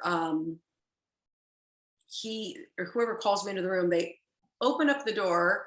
And when they open up the door, they went, and Athena Massey. And it was just such like this entrance that right then Gary Shandling was standing right there and he goes, what do you think of the name Athena Shandling? And the whole room starts laughing, right? And I went, oh, what do you think of the name Gary Massey? And everyone was laughing their asses off. And so after we finished laughing, Jeffrey Tambor was sitting in a chair, and it was a treat that I got to read with him instead of just reading with the casting director or the assistant. He was doing the reading. And when I went to do the audition, and he's sitting there in his kind of like this, like in this club chair, and he's just got himself, which is just, I don't know, he's yummy in a fun way. You can tell like he's just always like up for, I don't know, just like there's a playfulness about him that I really love. Yep. And then this goofiness, he's sweet, he's goofy, he's playful. Like I loved all that about him. So he's just sitting there and he's getting ready to do the read. And so I think I kind of like sat on the chair next to him and I was rubbing his head, his little bald head with my hand. And he's fumbling the lines and he's dropping the sides and everybody's just laughing their asses off. It's hysterical. And so I saw that he was getting so like awkward and fumbly that I just kept going with it. And I was like in his bubble and just making him like as just whatever, as fumbling as much as possible. It was hysterical.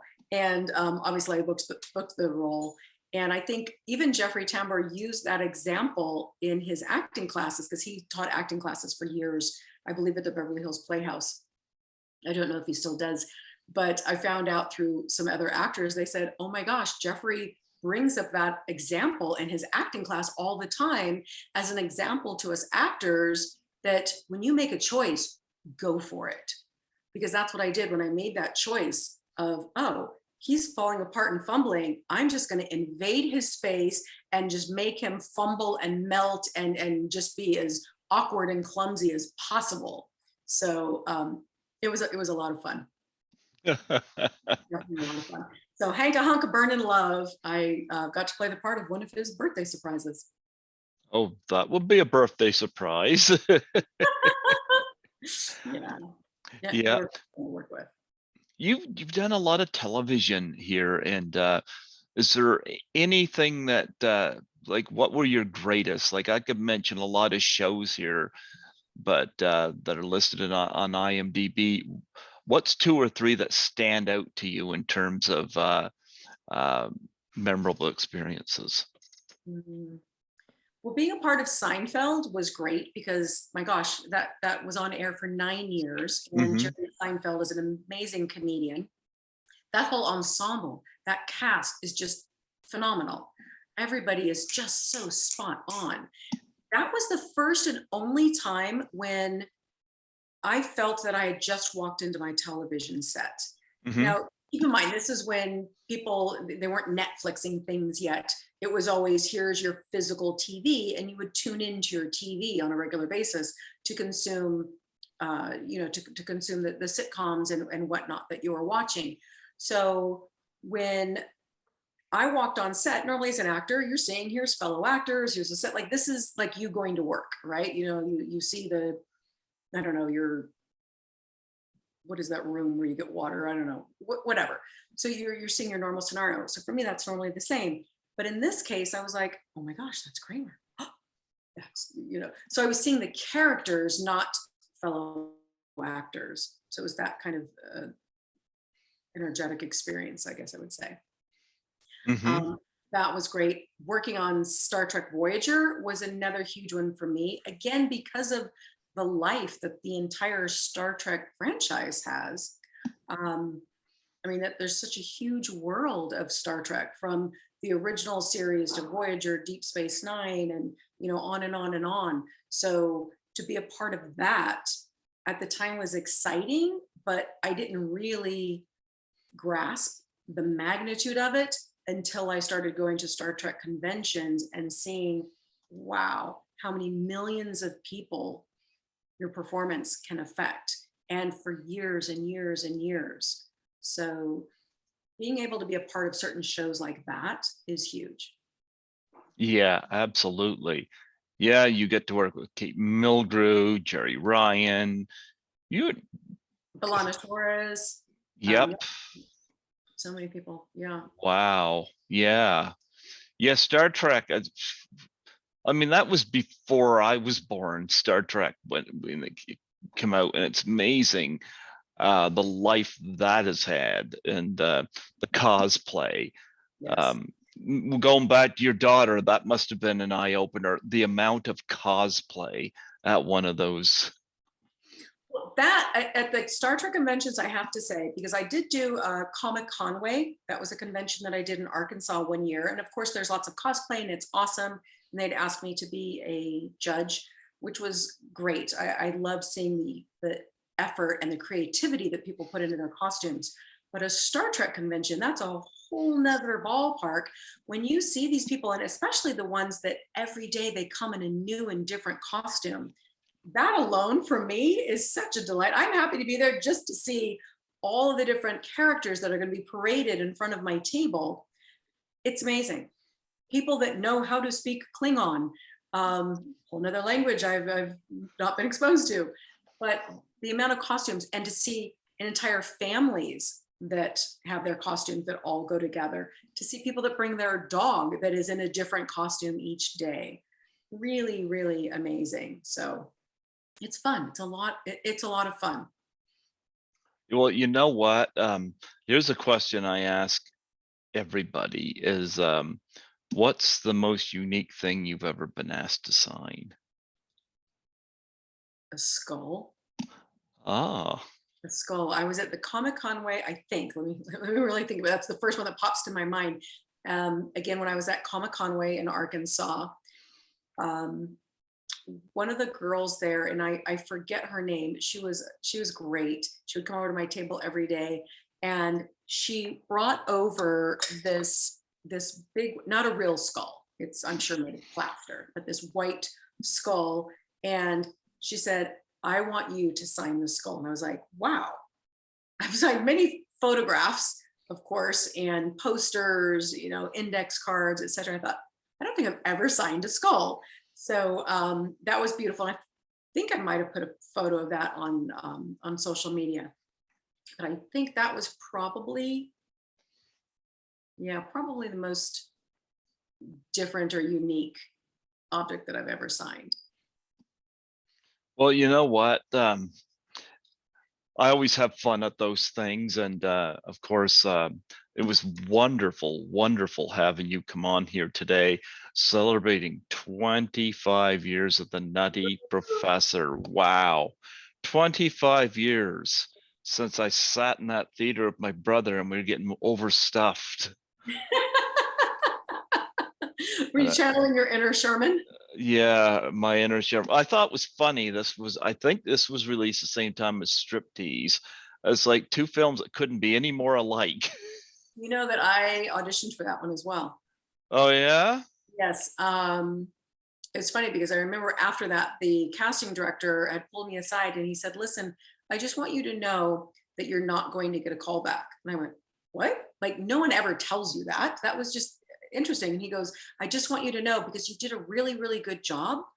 So I don't want you thinking that you didn't do." And he goes, "But it's Demi Moore and they're casting the other dancers to, obviously to compliment her." He goes, and I'm not saying that I look just like her, but it was similar enough. He says, "But I really want you to know because we'll call you in on other things. But You did do a great job. And I said, thank you. I really appreciate that, because actors are always grateful to get proper feedback from a casting director. Mm-hmm.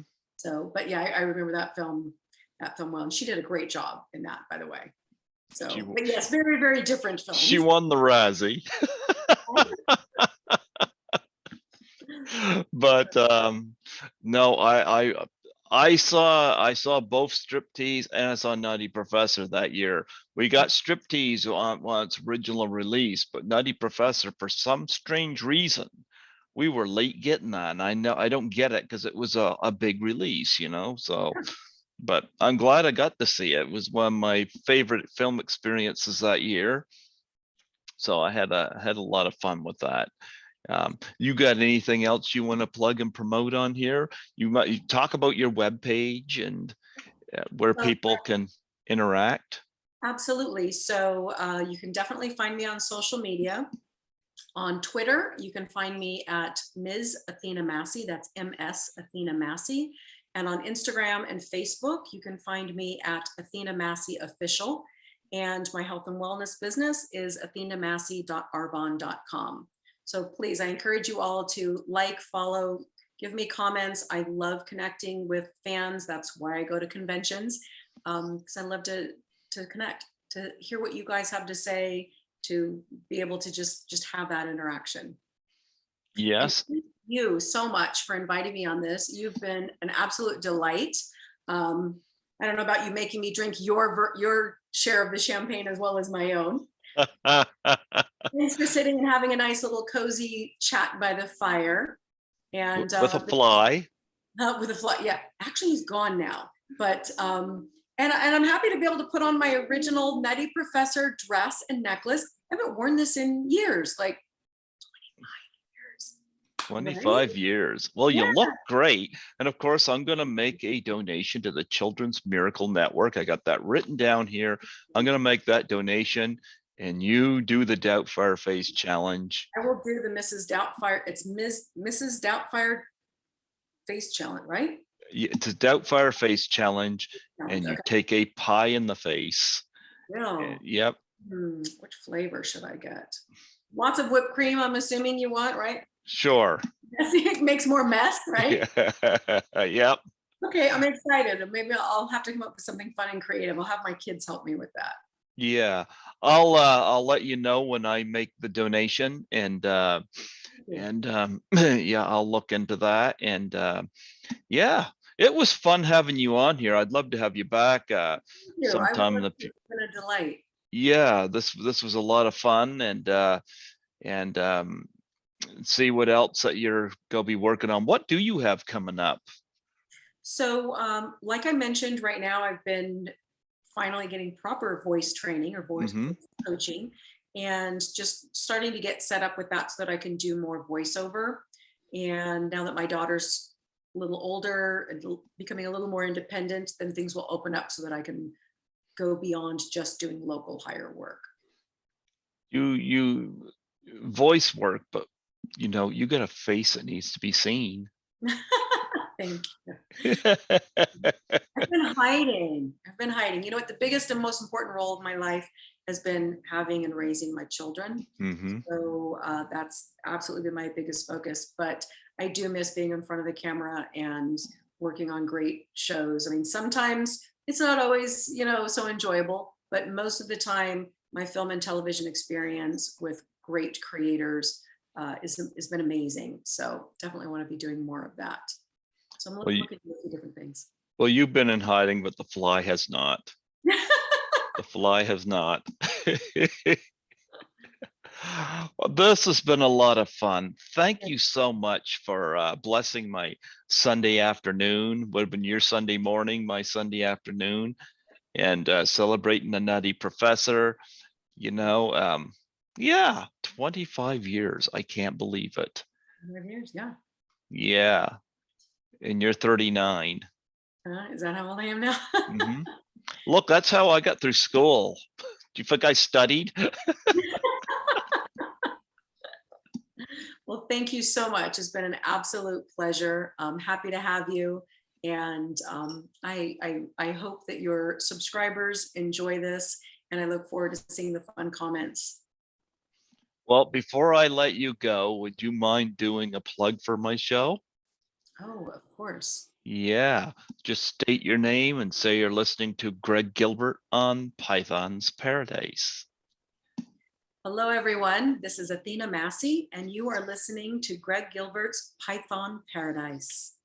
Absolutely. And Athena still looks gorgeous, folks. Thank you. Thank you. She does. You know, I know today she's attracted a fly, but I'm pretty sure she's attracted a lot of hearts out there as well.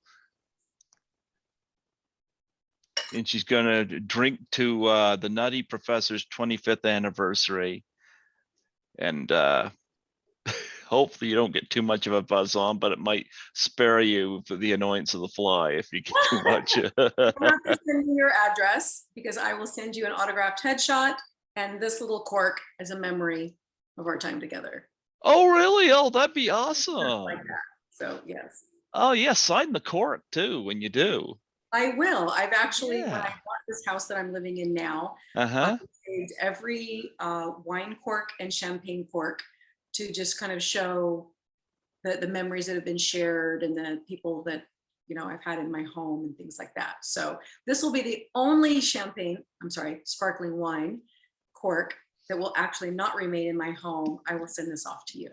So that Oh, you can, wow. Well, that's pretty cool. I love that. I've never had signed cork before. And see? yeah. So a skull and a cork, those would be the two most interesting and different objects that I've signed. How's that? Yeah. But I don't mind paying for the photo. I don't mind doing it. All right, well, check out my Facebook page. Again, that is Athena Massey Official on Facebook, and let me know which photo you would like. I have photos to represent a variety of different projects that I've worked on. Yeah, So it's Athena Massey Official? Yes, Okay. Athena Massey Official. Okay, well, I'm going to check that out and select a headshot. And yeah, I look forward to getting that in the mail. And when I do, I will do an unveiling video. Okay, I'm going to have to wrap this really creatively then. There you go. Oh, yeah, I'll talk about that in the video. I think that is cool. Yeah.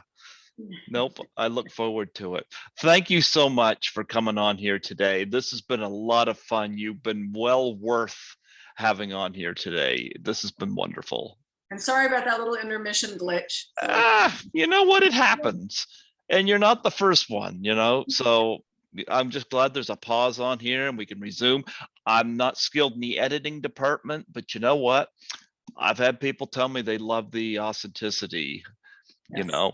I've had people screw up doing plugs for my show, and I always keep the screw ups in there because it lets people see you're human. That's why I like bloopers. Bloopers are so much fun. Yeah. Yes. Yep. So there you go. So many bloopers. Even Grandma Clump started taking all her stuff off there in the end of the movie. She was my favorite. Oh, loved the grandma. Yeah, I'm gonna have to watch the Nutty Professor again now. Maybe I'll get my daughter. We'll pop up some popcorn and get the fire going, and we'll watch it. That sounds like a great plan. Absolutely. Well, God bless you.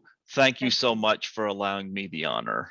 Absolutely, and thank you for having me as your guest. I feel very privileged and honored. So, thank you. Absolutely. You take care. All right, you too. Bye-bye. Bye-bye.